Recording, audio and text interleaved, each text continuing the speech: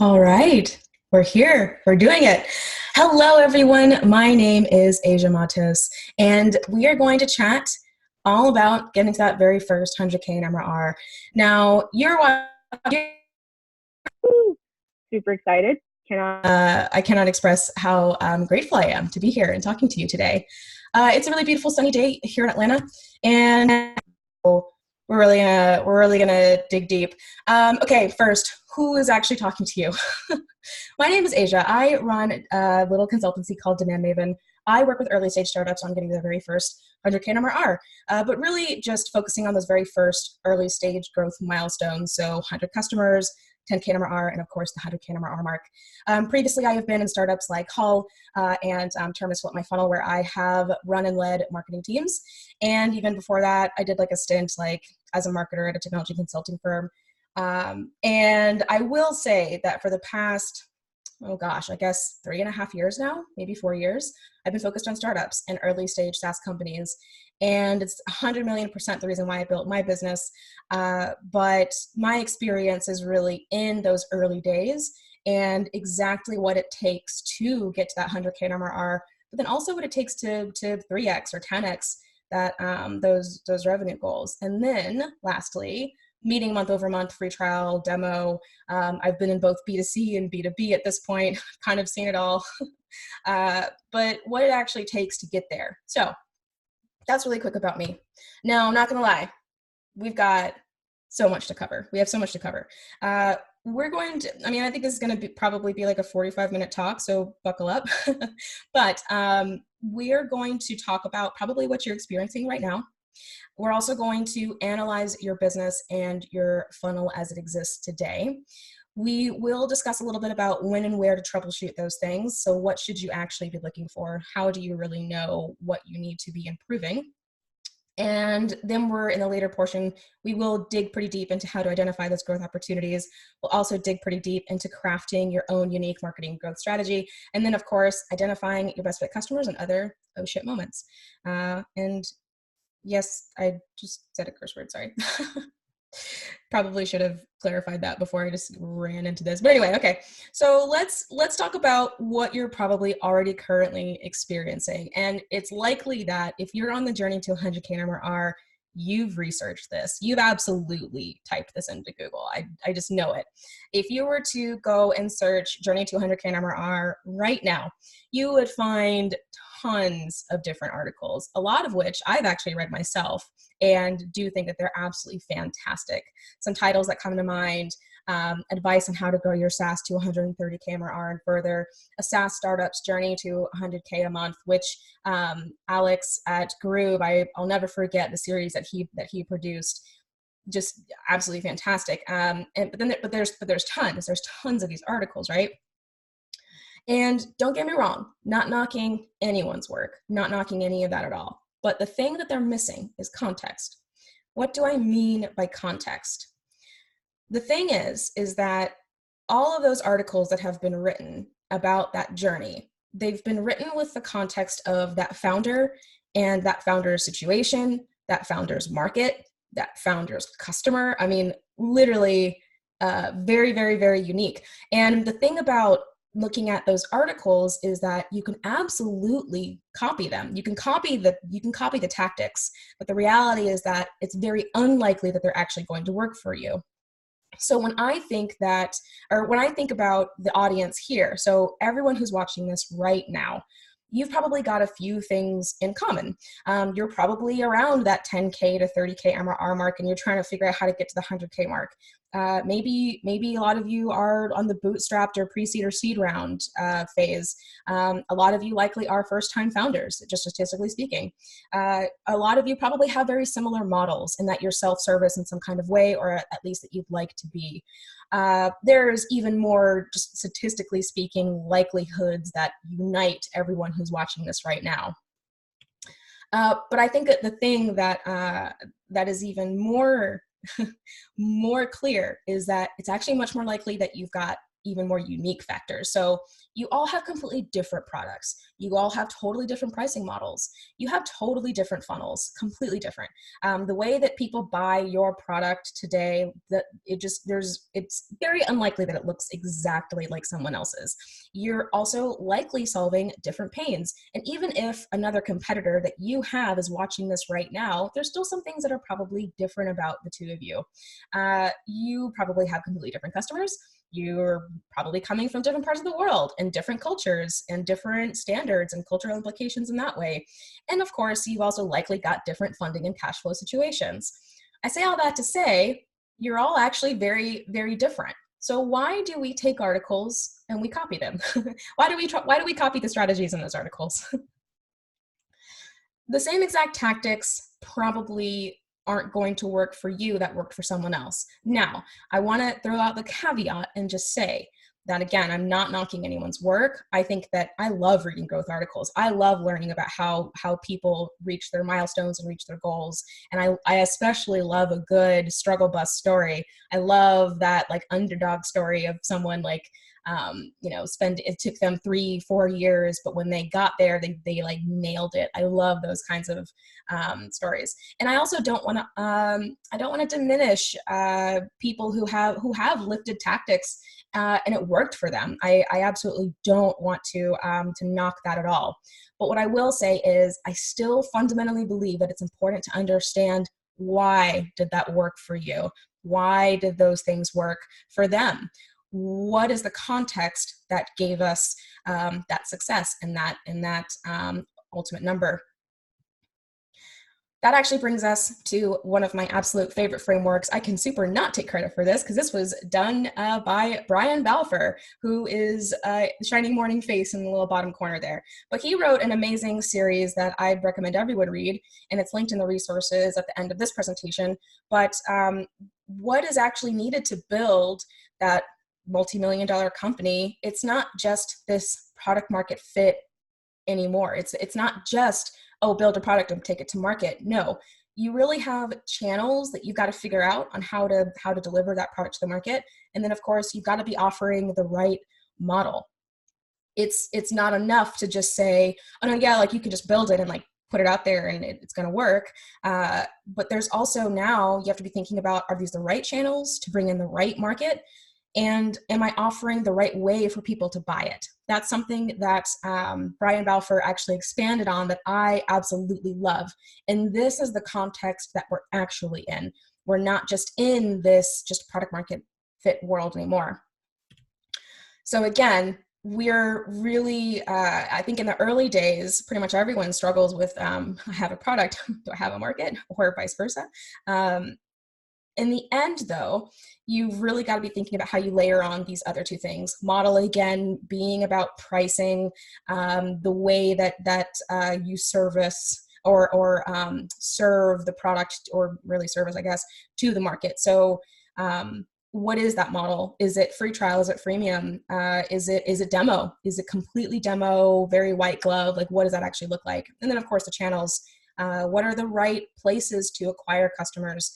And beyond just Facebook and Twitter and LinkedIn, but what strategic partnerships, what integrations, like those are also channels.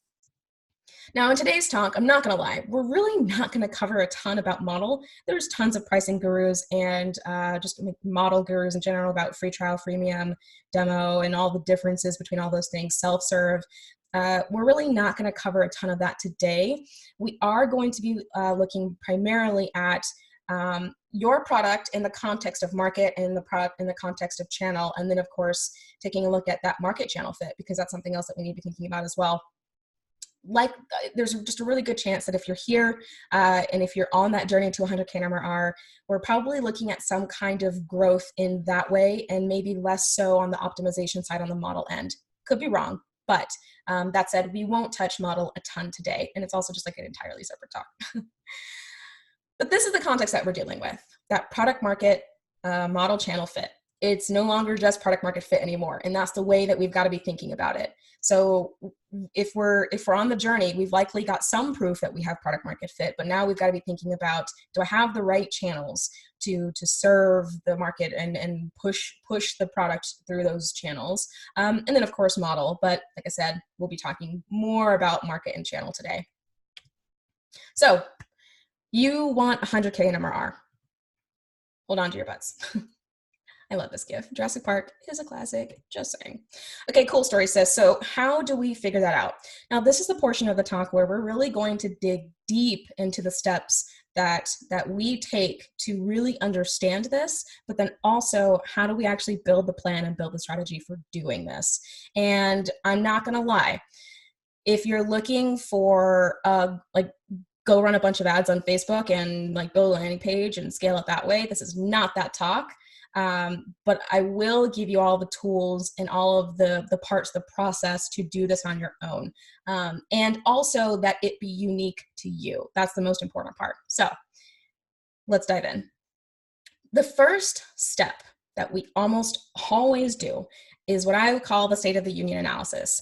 Now, when I was in-house, back in my in-house days, which was about 2 years ago from now, I pretty much always did exactly what we're about to talk about right now.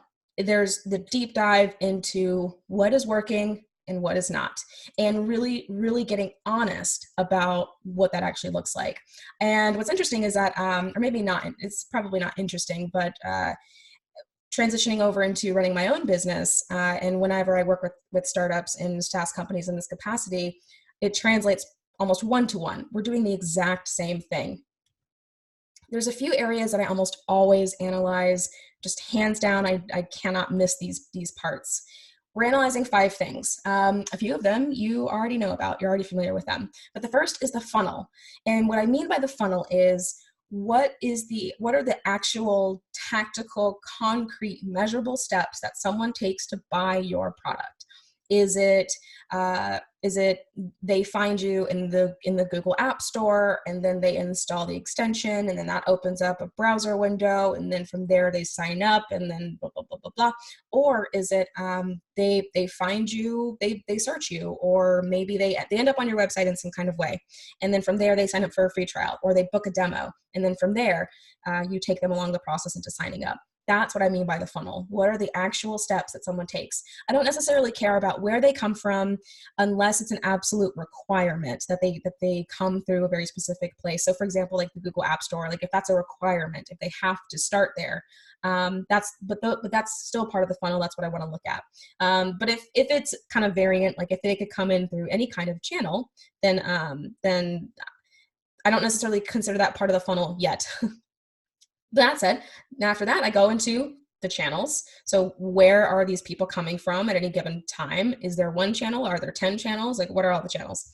Then we take a look at the product itself. So what are some of the things that people need to do to actually get signed up and become a paying customer? We'll spend a little bit of time here in the later part of the talk. Then there's the market. Who are these actual people? Who are these people? Who's buying your product, and who is just like an absolute diehard raving fan, and who's kind of meh? Like those are really what I'm looking at. And then the last thing is, I do actually look at the model. Again, won't spend a ton of time here, but we're really just looking at how is this serviced overall? How is this offered to the market today as it stands? And what are some of the opportunities there that maybe could help us from a growth perspective? The reason why I look at these 5 things, and we always start with the funnel, like we just always start with what are those actual steps that someone takes to buy, is there's just a really good chance that there's probably a leaky funnel. And if you're here, there's also a good chance that you're using some kind of revenue or subscription metrics tool. So you might be using like a Baremetrics or a Chartmogul or a Profitwell, what have you. You're likely able to see the revenue side of the business, and you're likely, hopefully, able to see how many people do sign up and become like that converting paying customer. How long does that take? On average, how much is that worth? Hopefully we have that. But we also need to take a look at the steps before that as well. So does someone have to hit the website first and then sign up? What does that conversion rate look like? And if you're really taking your time in this state of the union analysis, you're taking your time here as well. You're really taking the time to actually measure these things. The thing about analytics in general is that if we can't measure it, we can't improve it. It's absolutely impossible. We're basically just guessing. If we're not able to measure where we're at today, we're in the dark in terms of where to go. And because there's such a likelihood that you do have a leaky funnel somewhere something is not converting very well. That alone is an opportunity from a growth perspective. It also could just be that we need to just net over net just increase what we've got. So we need to either increase the volume or we need to improve a conversion rate somewhere. It's likely that you could already have a lot of market opportunity today if certain things were implemented. And it also could not be. It could just be pure volume. Maybe everything is great, churn's awesome, your free trial conversion rate or demo conversion rate is great, takes like 2 seconds to close a deal, whatever, and we just need net over net volume. And that's the other part of the funnel that we'll take a look at as well. Hopefully you're measuring this. Hopefully you've got something. If you don't, you have what is called analytics debt. Just like you can have tech debt, you can have technology debt. You can have analytics debt, where it basically just means that as a business owner, you can't make decisions because you don't have any data. You're not able to actually look at what you've got. If you're in that boat, everything needs to point to, can we measure this? So I would take all the horses and put them in the direction of, okay, we need to be able to measure what this funnel actually looks like. But I take a look at that entire process, step from start to finish, to becoming that paying customer all the way down to churn. Here's what to look for. So let's say you're like, okay, great, like I've got that. I just don't really know what I need to look for. I'm using barometrics or whatever, and I've got Google Analytics and I'm able to see all of that stuff. What we're looking for is how are those free trials or demos looking over time? Are they increasing month over month? We're also looking at customers. Are your number of customers increasing month over month? That tells us, that lets us know if the conversion rates are healthy overall from free trial or demo to customer. Then we're also looking at even more top of the funnel, that website traffic to free trial, or really just traffic to sign up, if that, of course, is your buyer journey. It's very unlikely that you're not looking at website traffic in some kind of way, unless, of course, you're 100% sales outbound prospecting, in which case it's really just all about the numbers game on the sales side. But if you're looking at the website in some kind of way, if that's how people sign up for what you offer, we're looking at that too. We're looking at that traffic to free trial, conversion rate, or demo. Could be either. And then, of course, I'm looking at, is our growth ratios overall growing over time? And every now and again, I'll take a look at quick ratio. It just depends on how mature the data is. Okay, so analyzing channels that are driving these conversions. So this is where Google Analytics is your best friend. I know Google Analytics is not everyone's absolute favorite product, but in terms of free and available, I would say Google is still an amazing asset to have. It also lets you know how many sessions do turn into that, okay, now they're in my funnel, they're in my pipeline, and I need to convert them into a paying customer and actually close them. One of the great things about Google also is that you can set up goals and configure those goals to really understand where are those conversions actually coming from. Now, it's a little bit tricky implementing goals depending on what your product, how that actually works inside of your product, but just make sure that you're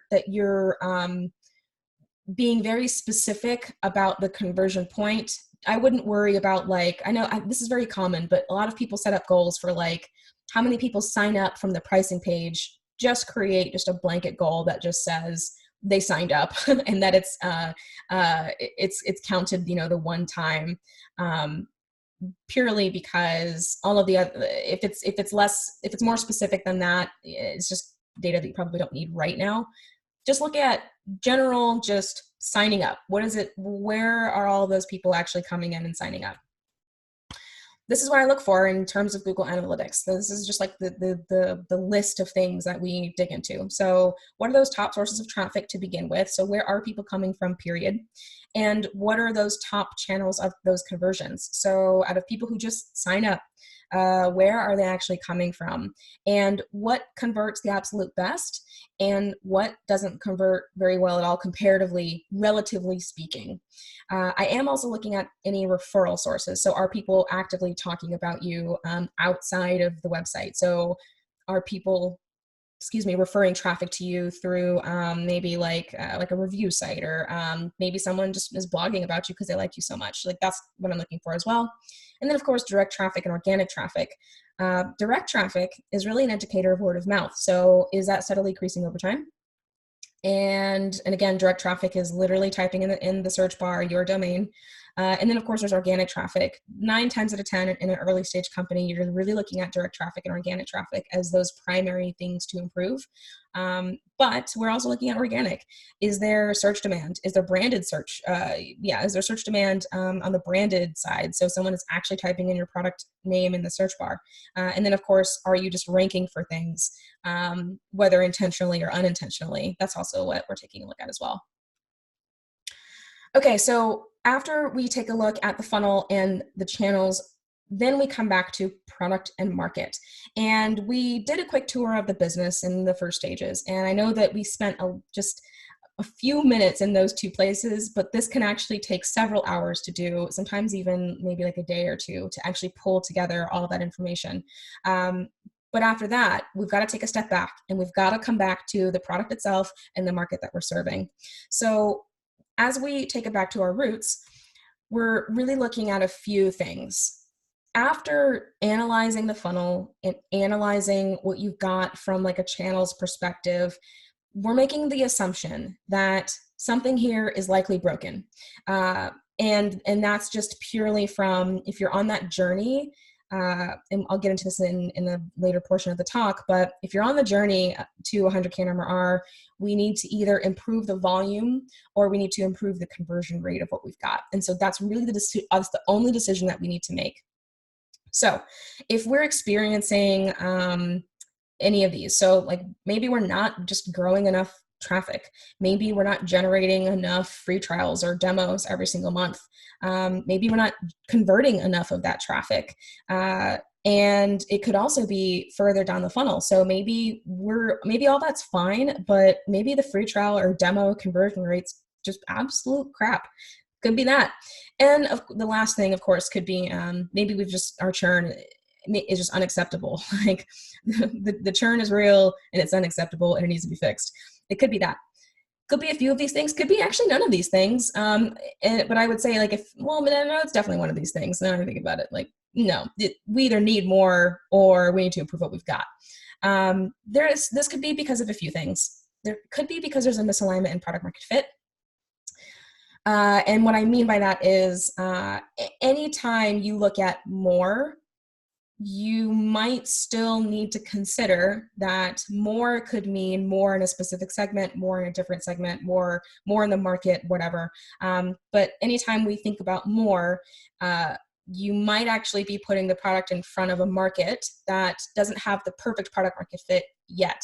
Now, what's interesting about product market fit is that a lot of people believe that you just achieve it and it's this state of permanence. And it is so not. Product market fit is a constant journey. And hopefully that does not deflate you when I say that. Hopefully that actually frees you up a little bit to be thinking about it in terms of opportunity. But product market fit is an ongoing thing. The more segments and parts of the market that you put your product in front of, the more likely it is that you're going to have to achieve product market fit all over again with those people. Maybe.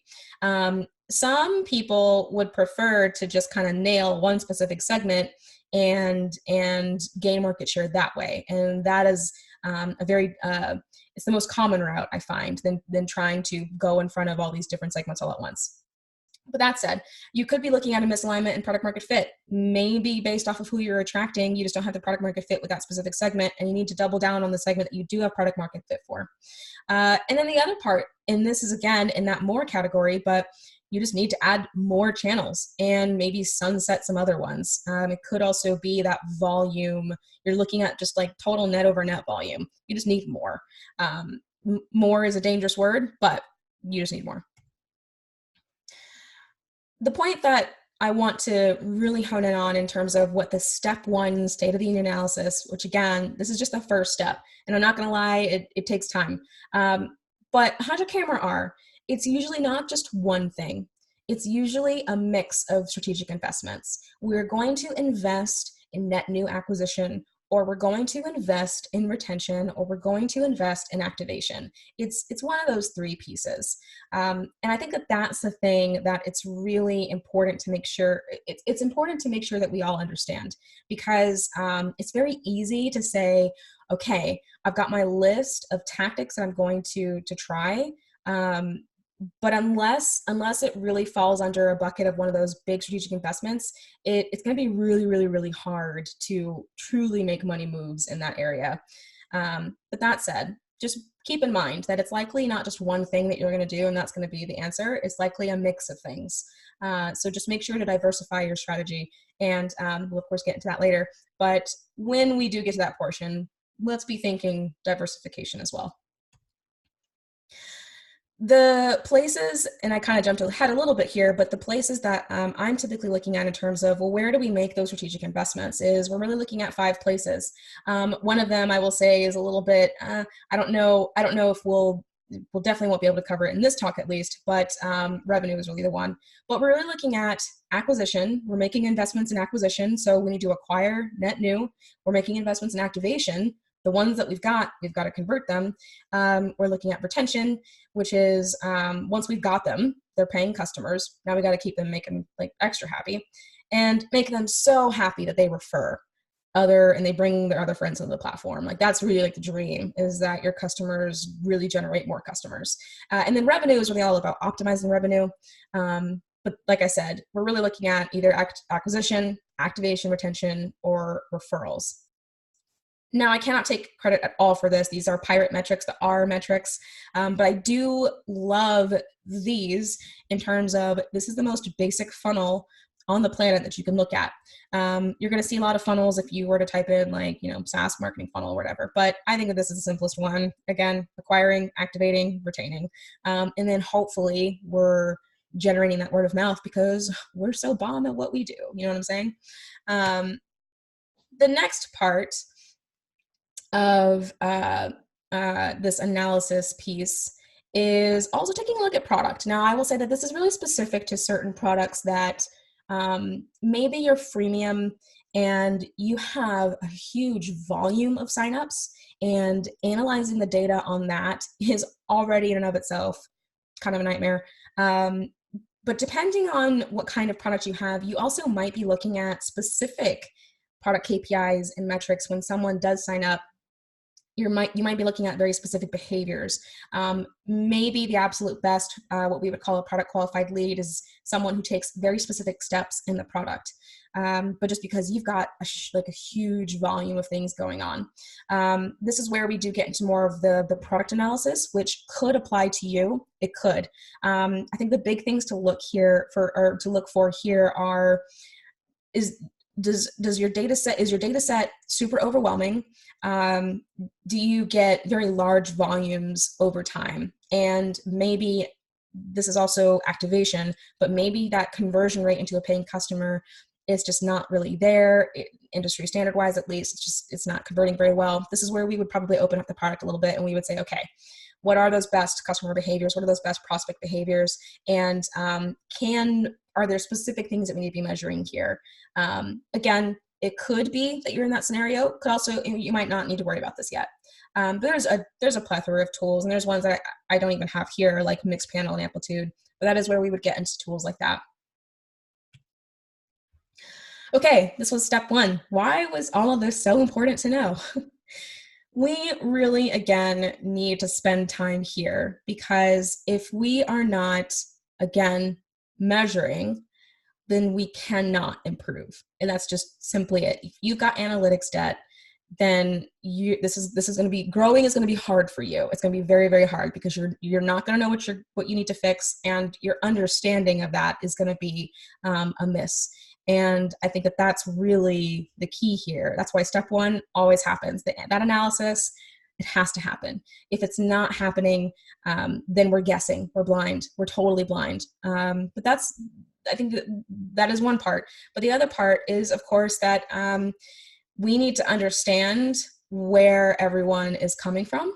And when we do that analysis, you're going to find that this process, it uncovers not just marketing and acquisition strategy and growth strategy, but business strategy as well. It's going to really make you think about where are you in the market, who do you want to serve, why do you want to serve them, and what does it actually take to acquire those people? What does it actually take to activate them and retain them? That's why a lot of this is so important. And I know a lot of us get a little bit like, oh, but I don't want to look at the numbers because that makes it real. That's a fear you've got to get over. You got to do it. So I will say spend time here and really make sure that you've got something accurate. Over time, I think you'll also learn that it's all relative. So even if numbers that you have today aren't perfect, as long as you're consistent in how you measure, and also making sure that you're not getting a bunch of duplicate data anywhere, that also helps a ton with just making sure that you're actually getting an accurate number. Okay, step 2, customer research. Now, if you haven't heard about customer research, where have you been? I'm kidding. Seriously, you've been under a rock. I feel like, and maybe it's just because I'm in the world now. I'm in like the SaaS and startup world, but I feel like customer research, I feel like it was the theme of 2019. It's probably going to continue to be the theme for a while. And maybe even like the big talking point in 2018. But customer research is so critical. After we take a look at the business and how the funnel is performing, we're 100,000,000% going to go and talk to some customers. It's time. We're going to do it. There's really 2 ways to think about growth. We are either, and this is really on the acquisition side, so I want to clarify that because we could be activating or retaining. But on the acquisition side, we're thinking about growth in 2 ways. We're either gaining more market share in an existing segment, meaning we're already going to market in a specific segment. Like we're already selling to a very specific kind of person or people or business. And we need more of those people. You know what I'm saying? Does that make sense? Hopefully it makes sense. We're gaining more market share in an existing segment. We're already there. Or we're gaining more market share in a new segment. Both of these are still more market share, but it's really about your approach. Are you getting more of what you already have and you need to grow that? Or are you acquiring a totally new segment because maybe you've cornered the market on this other segment, there's no more of those people or businesses, whatever, and now you need to go into other segments. Those are 2 ways to think about growth in terms of acquisition, just to keep it simple. Here's the thing. In order for you to know how to do that or who, it means we've got to actually talk to some folks. Research is the thing that no one ever wants to do. But when it comes to building a very successful, informed, well-performing strategy, it's the answer. It's the secret. It's the cheat code. I don't know what else to tell you. You have to do it. You have to do it at least if you want to make sure that it is successful. Now, great understanding is the difference between companies who build winning products and companies who don't, figure out way too late, run out of money, have to close the doors, whatever. Truly understanding what problem it is that you're solving, for who, and why those people buy, that is going to help you identify what you need to build from a go-to-market perspective. And again, we can approach growth in those 2 different ways. We can approach it in terms of we're building more market share in one segment, that one that we've already got, which cool, let's go and interview some people that we know who are in that segment, or we're going into a new segment, another part of the market, and we got to go talk to those people to make sure that not only do we have product market fit, but that, the demand is there. So either way, we still have to do that customer research. In terms of new segment, like we're not there yet, but we need to be in that watering hole or whatever. That's definitely prospect research, customer development, or I guess discovery technically. But yeah, like either way, we're talking to some folks. Now, most founders, I should say, really are great at doing the market research and also doing the competitive research. They already know who they compete with for the most part, and they generally have a general sense of the market overall. But what's interesting is that not as many founders spend time either on the customer research and user side or the prospect side. This is where I find all the juicy details and tidbits and acquisition strategies really come into play, just from personal experience. There is a framework in terms of interviewing that I 100,000,000% recommend. It is called Jobs to be Done. And if you have not heard of Jobs to be Done, where have you been? But all jokes aside, this is the actual secret to figuring out how do you either acquire more market share in what you've already got, or get into another segment, get into another part of the market. This is how you figure this out. You can ask your customers and or prospects questions about what were they doing before they searched for your product. What were they struggling with? What was ultimately the buying trigger? What was going on in the world? Where did they look? How did they find you? Did they hear about you from a friend? Did they actually Google search it? How much time do they spend in other places? Do they spend all of their time on Facebook? Do they spend all of their time offline reading books and like going to, I don't know, conventions? What do they do? What do they do with their time? You can also chat about why they chose you over others. What would they have done instead of using your product? These are all amazing questions to ask in terms of acquisition. From a research perspective, you, and this is something that this is always like one of the number one questions that I get. Why do we do research? It is to understand, again, what are those preferred distribution channels? What are those partnership opportunities? What are those content ideas, knowledge gaps? In terms of knowledge gap, did they have to learn something first before deciding to choose your product or tool? And ultimately, at the end of the day, what was the ultimate job that they hired your product for? What was the number one pain they were trying to solve? We have to do this research because our assumptions do change over time. So, and this is very common too in those earlier days, you make a certain set of assumptions about your market and about your customer in those early MRR days. And then over time, as you start looking to expand, you find that your assumptions also need to shift because who you attracted in the beginning doesn't look exactly like who you need to attract. That's one thing. But then also what you're providing. And this is very common, but you might find that you really attracted a lot of early adopters, and now you got to figure out how to get those late adopters and the piece of the pie, like the normal average people. So this is why we do research. Again, we're either gaining more market share in a segment, or we're entering a totally new segment. Either way, we still have to figure all this out. Now, here's the thing. Your customers will absolutely tell you how to market to them. You have to ask. And this is a very common misconception about just customer research and talking to customers in general. Everyone always has the same objections and the same fears. By this point, I've done it a million times. I can tell you that no one has ever hesitated to tell me where they hang out, what they do with their time, why they chose the product, all of those things. The difference is that I ask. And I record all of those meetings too, and I share them with teams. That's also really important. You can start this process now. Like this isn't like unique to really anyone. You can start today. Book 7 meetings with customers. You need at least 7. 7's the magic number. It's an odd number. It'll give you patterns and outliers. That's what you're looking for. Ask them some job to be done questions and record it, document it, share it with the team. You can use tools like Hotjar, Full Story. Those are some of my favorites, at least. But start understanding what your customers do on the website. Start thinking about what are some of the activities and things that people really, really, really like to see, that they search for, and also in-app as well. But at least from doing that customer research and doing that customer development process, or even prospects, maybe you're entering a new segment, make sure that you go through that interview phase. I hear this all the time from founders. I think everyone's really afraid that they're not going to get someone on the phone. See, when you solve pain, when you solve someone's problem, when you give them a part of their life back, they're going to want to talk to you. Just saying. This is a very simple product market fit survey. Also, I always like to talk about Superhuman because Raul gave an amazing talk at Business of Software, I believe last year now, and he shared a product market fit survey. And I honestly can't remember the source. I want to say it was either Google, maybe it was Dropbox. I honestly can't remember where he got it from.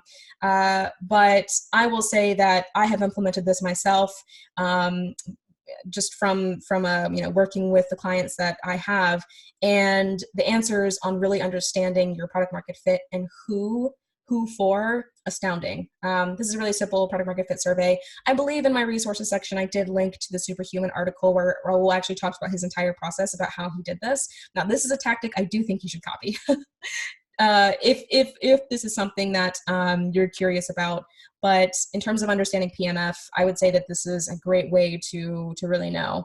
Next, of course, NPS. Common myth I hear all the time, I don't want to bother my customers. Another one that I hear all the time is, but no one will talk to me. I will say that it has never failed. It doesn't matter how reclusive you think that your customer is, or it could also be maybe fears that you have about, well, I'm afraid someone doesn't want to talk to me, that someone doesn't care. Here's the thing. If someone is paying you money for access to your product, they're going to care in some kind of way. And even if it's free, even if you're offering freemium, but it moves a mountain for that person, or it solves a pain, if you're really truly solving a pain, people are going to want to talk to you. That's just simply the way that it's going to be. And also, you have to consider too that hearing from the founder of a product that someone is using, on whether regularly or not, that's a special thing. Don't discount what I've heard recently described as founder mojo. If you're a founder, you've got founder mojo. People want to hear from founders. I know that sounds so crazy, but they absolutely do, especially if they're a paying customer. But I hear all kinds of objections, like, what if it causes people to churn? They remember me, which, do you really want to be in that bucket if that's kind of how you're feeling about it? And oftentimes, and this is even more interesting, they've never reached out to their customer before, and so they're afraid what that's going to be like. Maybe it's also just, I'm afraid of what they're going to say. These are all 100,000,000% fear-based, and to me, fear is the enemy, which means if it fears us, or if it scares us, that means we got to do it. Just purely. But don't forget that customers do want to talk to you. They want to hear from you. I just went through a customer research project recently with a client, and his number one concern was, I'm afraid that no one's going to want to talk to us. And we did the research project. It happened. Like, we talked to customers. It was real. And at the end, he was kind of like, wow, I didn't realize how much that fear was blocking me. But that's the thing, is that if fear is blocking you from truly understanding and building a kick-ass strategy, we got to overcome that. So just saying. Okay, step number 3, your product's North Star. The North Star is actually something that it's a concept that comes from Sean Ellis, of course, of Growth Hackers, and his book, Hacking Growth. But the North Star metric, it's really the number one activity that a customer or a prospect needs to take in order to become that raving fan customer aha moment. Oh my God, I get it. I understand why this product is so amazing and why people should pay for it. That aha moment is easily that North Star. Now, the reason why I think that this is something that I would say isn't 100% required. Not every product is going to have a very clear North Star. It might actually be several North Stars. Maybe it's 5 things that they need to do. But either way, when you ultimately have a segment that you're either trying to grow or that you are trying to enter into, when you have that segment and when you understand what is the number one activity that they need to take in my product for them to get it and to pay for it and to convert, then you can optimize for getting them to that moment as fast and as effectively as possible. This is also how we think about growth. Now, the other reason why I talk about the North Star metric, about like what is the number one activity that someone needs to take, the other reason why I talk about it is because sometimes, this isn't true for all of us, but sometimes going after pure MRR is very intimidating. And I have also been in that boat where going after 1 million seemed impossible. It just felt impossible. It seemed impossible. But optimizing around instead, well, how many integrations can we sell? Or what is my North Star metric? How many of that North Star KPI or whatever can I sell instead? And that directly translates to revenue. But if I optimize around that, that is actually far easier to just mentally and emotionally. So I will say I would consider really taking some time and thinking about your North Star metric. There's some really great examples of this that have been talked about quite a bit, actually, and I believe some of these were mentioned in the book Hacking Growth. But sure, this could be MRR. This could just be pure revenue. This could be pure money.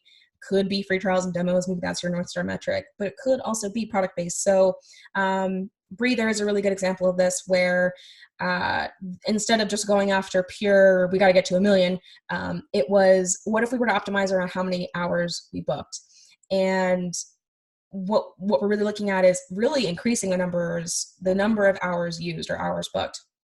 For Airbnb, it was the number of nights booked. What if we optimized around or grew or acquired around the number of nights that were booked? And in my previous role, it was really the number of integrations and number of events. We really wanted accounts that had high numbers of integrations and events. That translated to a very well-paying customer and also likely a happy paying customer as well.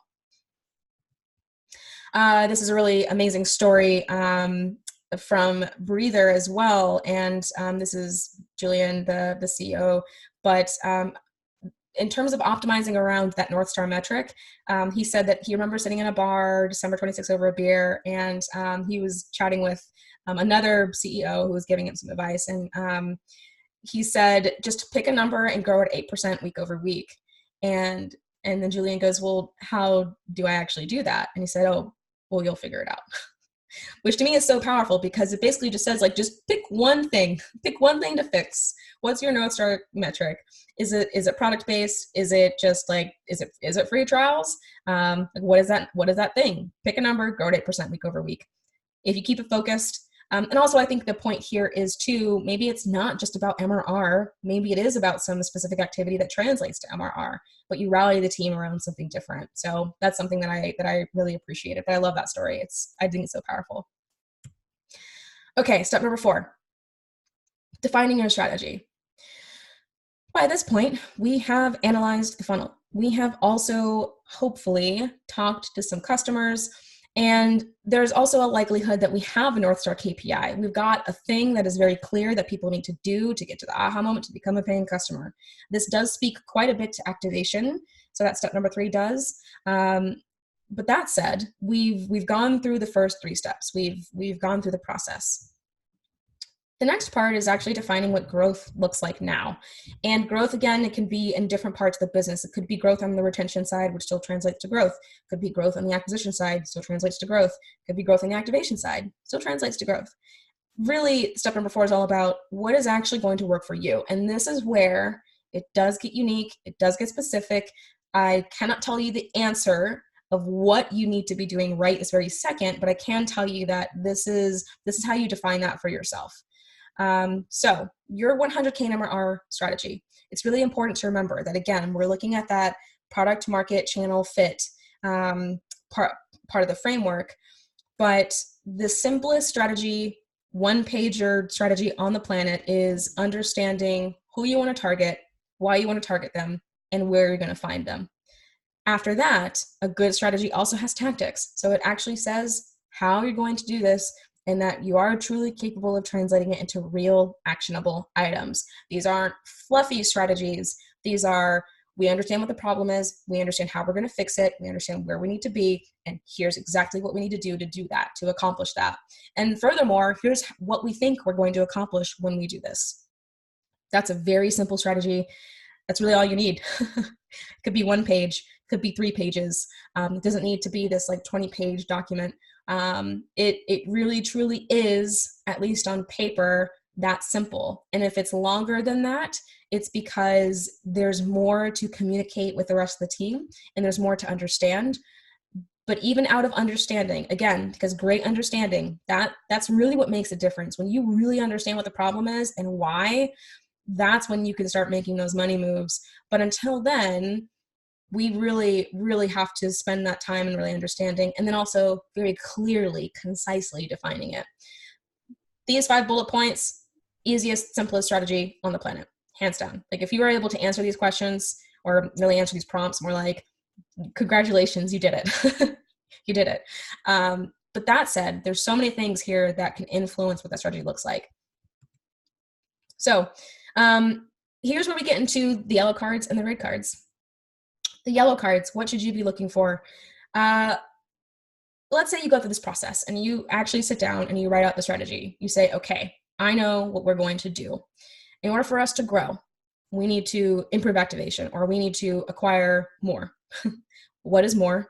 So let's get real specific on who, let's get real specific on where, get really specific on what and how. Let's say you go through that entire process. What should you be looking for to poke holes into that strategy to make sure that it's as iron tight as it can possibly be? Ironclad, excuse me. Let's say you've got conflicting strategies. So this is really common. Maybe you're incentivizing sales over here, but you've got marketing over here. Or maybe customer success is really incentivized. And this is really top down. This really starts at executive level and marketing, or executive level and founder level. But let's say you've got like your teams are incentivized in completely different areas. Very conflicting. Same thing for not enough resources to dedicate in any one direction. So maybe everyone is so split up and focused on completely different things that don't ultimately align to the greater vision of growth and what that vision of growth actually looks like. Very, very, very common. Very easy to take a look at what the actual business is doing, and then seeing how everyone might be kind of disparate, and not in a bad way, just in a way that means that it's going to be, your growth is just going to be slower. Whatever growth means for you, again, whether that's acquisition, retention, etc. Nothing really adds up. So this is also kind of a really fun one.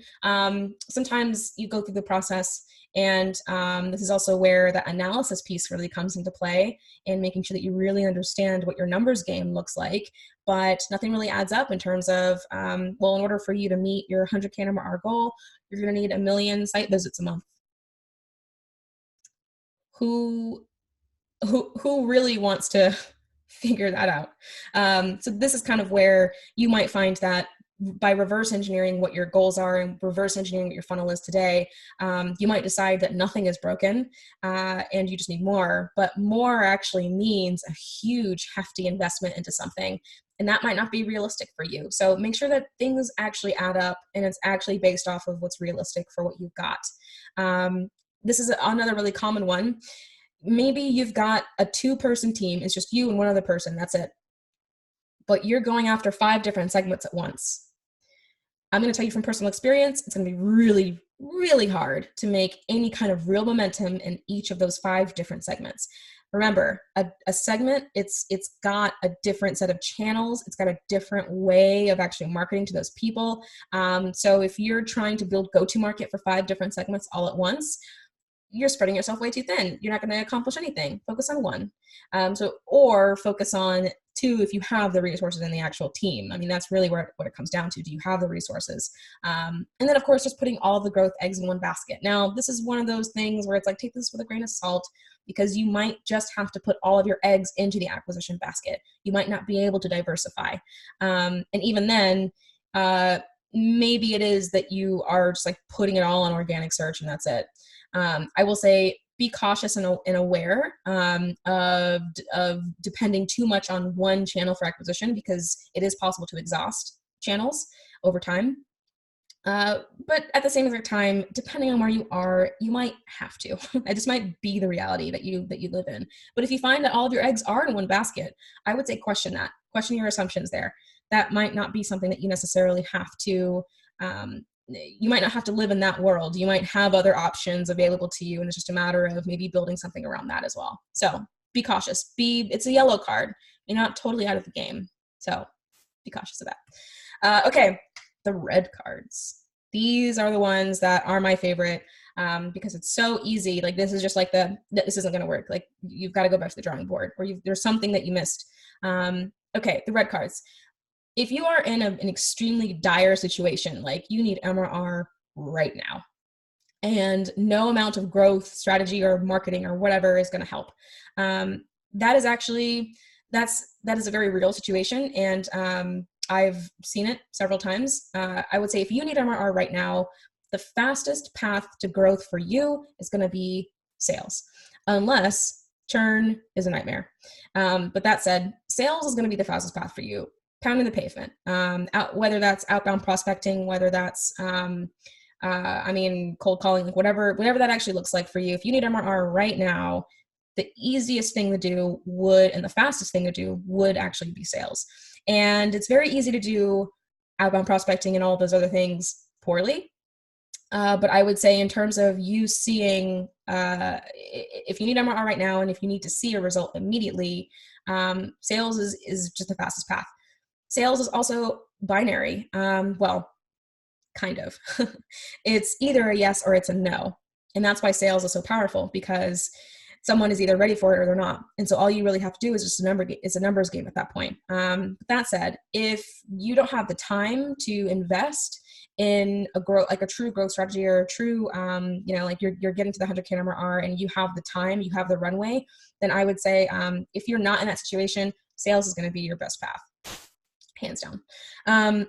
Another red card, you don't have any clear action items. So you went through all this process, you went through all the steps, you talked to customers, you did the thing, but you're not able to translate them into real action items, into actual, like you can assign that to someone, you can put it in Rindle or Trello and like tag a person and say, do this, or yourself.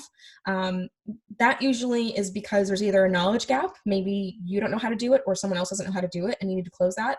Well, that is a step that you need to add to that strategy.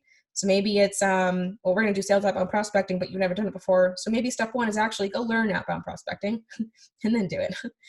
That could be that. It could also just be you don't know what you don't know, and it's impossible for you to translate that to action items. Or maybe you just didn't do it. Maybe you just didn't take the time to actually translate those into action items. A strategy is incomplete without the tactics, and just a real true action item, a real task. Go back to the drawing board, figure that out. What happened? This one is just hands down, it's just simply not a strategy in my mind. But if we did not talk to any customers, if you could not get any customers on the phone, then you haven't started. Your strategy is totally, it hasn't even happened. And we can't depend on it because there's assumptions that we're making that haven't either been validated or proven wrong or even proven right. So if we haven't talked to customers, red card. We're out of the game. We got to move on. The next is not giving any real growth strategy time to breathe and prove itself, either right or wrong. I think something that this is a very hard lesson, and it's one that even I'm learning. It's a very hard lesson, and it's something that I've heard over and over and over again in my entire marketing and just startup career. But the market never moves as fast as you do. I'm going to say that again. The market never moves as fast as you do, unless, of course, you truly are behind the curve and you need to catch up. But 9 times out of 10, even still, even with all the momentum that you can generate, the market doesn't move as fast as you do. You can decide to do something, let it go for 2 weeks and get nothing, see nothing, and then terminate it before it ever really had a chance to breathe. So that is something I would just be very cautious of. Make sure that you're actually giving any real strategy enough time. 3 months sounds like a long time, but I actually find that that's really when either the results come in or that's when the insights come in. You also have to consider your customer journey in the first place. If it takes 30 days to close a deal, then any strategy that you implement, you're going to need to give it more than 30 days to know if it worked. So keep that in mind as well. Be careful about relying too much on hunches. As a founder, you're going to have hunches. As a marketer, you're going to have hunches. You're going to have gut feels. Try to validate them as much as possible or prove them wrong. But if you're relying almost solely on hunches, meaning you've got no either qualitative or quantitative data to back up what it is that you're saying, it's you might be operating off of assumptions that need to be shifted that are totally wrong. And then the last thing, and this one is really more in like a team setting, but spending too much time debating and not enough approaching it with that mindset. Sometimes, especially in a team, you might spend so much time arguing about something or debating about what you should be doing that you could have already have proven a strategy right or wrong at that point. So just make sure that you prioritize the best answer, not being right. Again, this really comes within the team setting. But when you're thinking about that growth strategy and about where you need to go, I mean, you got to fail fast if you're going to fail. So don't spend too much time arguing about what it is that you should be executing on or building and defining. Try it. And then come back to the table and say like, okay, this was right, this was wrong, or, like this is what we learned, etc. And that way you don't waste a whole bunch of time. Step number 5. All right, we're really close. We're in the home stretch. Let's see. Yeah, we're in the home stretch. Okay, here's the thing. We can spend all of this time talking about strategy, and we can spend all this time talking about customer research and like what are the right channels and blah, blah, blah. And I honestly, truly believe that is where that time should be spent. Like if you have analytics debt, we got to fix that. If you really don't understand what your customers actually want out of you and where they hang out, we got to fix that.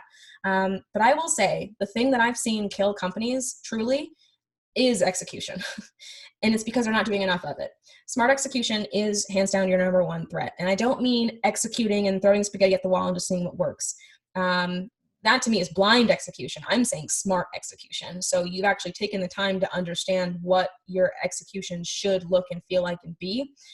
That's your threat.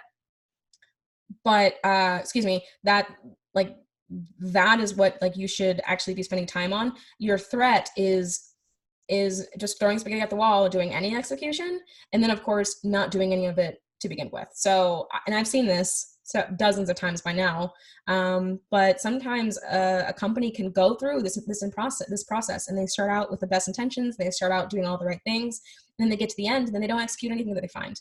And I'm just gonna say, just do it. Don't let your dreams be dreams. Please just actually execute on what you learn, because here's the thing, you can spend time hemming and hawing, but that's just enough time for a competitor to outpace you, to do the thing that you were hoping and wanting to do the whole entire time. I think the key here is that it is smart. I didn't say any execution. Again, it's smart execution. It's not blind execution. It is smart, it's informed. But just make sure that you're actually doing some of the things that you've the ideas that you've generated, and prioritizing those ideas, and of course actually doing them. I see this a lot, but not doing enough in the right direction is much more likely to kill you than hands down, doing way too much and making absolutely no momentum. And then of course not doing anything at all, which is to me the absolute worst, is just not executing anything. So make sure that you're cognizant and aware of that. Identify the opportunities that you have, prioritize them, create the plan, and actually do it. It sounds really simple, and I know it's not that simple, but at the end of the day, we go through all of this process, we've got to actually start executing on some of those things. I'm going to make this giant so you don't forget it. Don't let your dreams be dreams. Just do it. Please just do it. Actually execute on what you discover. Okay, the last step, I hope this is the last step. That constant iteration and feedback. So as you execute and as you go through this growth process, and it truly is a process, it truly is a journey. And even when you get to 100K MRR, there's always the next milestone after that. So it truly is a journey. Be thinking about it in that way. You are going to get feedback. And this to me, like, it's far more important than generating revenue or getting those like outcomes and results. The feedback loop to me is, I can't put a price tag on it. It's too valuable, because this is what helps you as a founder but also as a business really determine where you're going to go in the market, who you're going to be, and who are you going to be for. This is the feedback loop that really helps you build solid products that have staying power in the market. That feedback loop, truly, you cannot, I just don't know how you quantify that.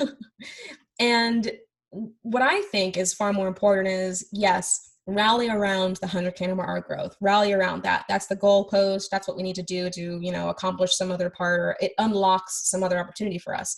But I think that the real true thing is the feedback loop, what you learn from this entire process. This is what is going to shape you, shape the company, shape the business, shape the product, everything. And this is why I think that this process not only do you continue to go through these steps over and over and over again for every part of the market that you go into, but that feedback loop is really where decisions get made. The Airbnb story, not many people realize this, but the Airbnb story is like a 10-year story. Is it? It might be 8 years. I honestly can't remember, but it wasn't like a 2-year and done story. It was like many years of constant feedback loop and iteration and testing. I always say prioritize the momentum in that. Prioritize learning and iteration.